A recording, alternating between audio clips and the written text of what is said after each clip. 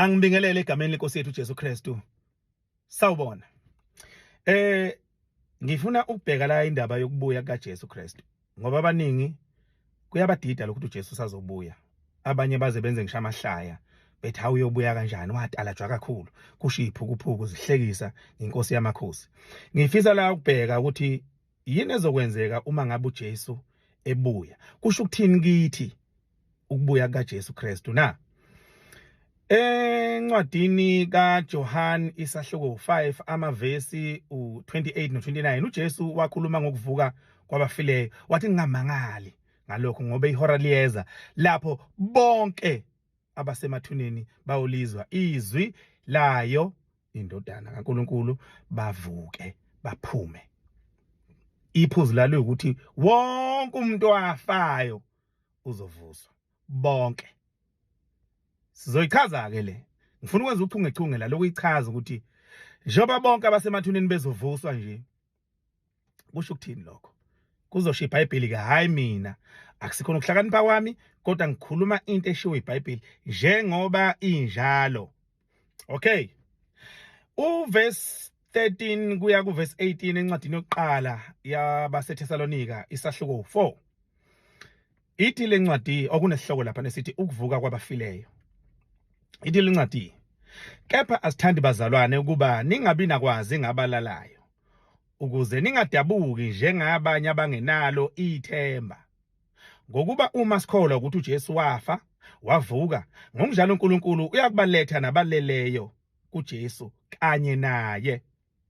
Ngokuba lokho sikusho kini ngezwi lenkosi ukuthi thina esekhona sisasele kuze kube sekufikeni kwenkosi asikubandulela nempela abaleleyo. Ngokuba inkosi uqobo iyokwehlezulwini ngezwi lenhlokomo ngephimbo lengelosi enkulu nangecilongo likaNkuluNkulu nabafileyo kuKristu baya kuvuka kuqala. Khona thina esekhona sasele siyakuhlwithwa kanye nabo emafwini sihlangabeze inkosi emoyeni kanjalo siyakuba kanye nayo inkosi njalo. Verse 18 ngakho ke duduzanani ngalawo mazwi. Uyabona amazwi ompostoli Paul la ukhuluma ngokuvuka kwabafileyo. Uzogcineni uthi asiduduzane ngalamazwi ukuthi bayovuka bonke abasemathuneni bayovuka. Kodwa la iphuzu esilitholayo nelibalekile lokuthi abakuKristu abafe bekholwa inkosi uJesu Kristu. Lithi iBhayibheli bayovuka kuqala. Bayovuka kuqala abafe bekholwa uJesu Kristu. Bayovuswa kuqala. So ke lokho kubalekile la. Bayovuswa kuqala. Iphuzu lapho nje bakwethu. Bese kuthi mhlamba ngeke ngithi uyafika uJesu mhlamba ufika namhlanje njoba sisaphila nje thina.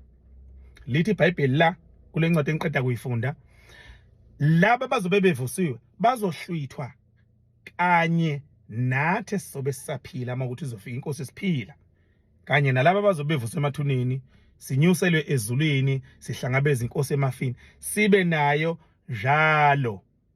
Uyalizwa ke iphuzu shothi uJesu mayefika nje namhlanje sisaphila uma sikholwa nguye sizohlwithwa kanye nalabo abavuswe ekufeni simhlangabeze emafini uJesu Kristu. Umbandela ke lo phuzu lali ukuthi uJesu kuJohn 5 verse 28 no29 wathi bonke abasemathuneni bazovuka bonke.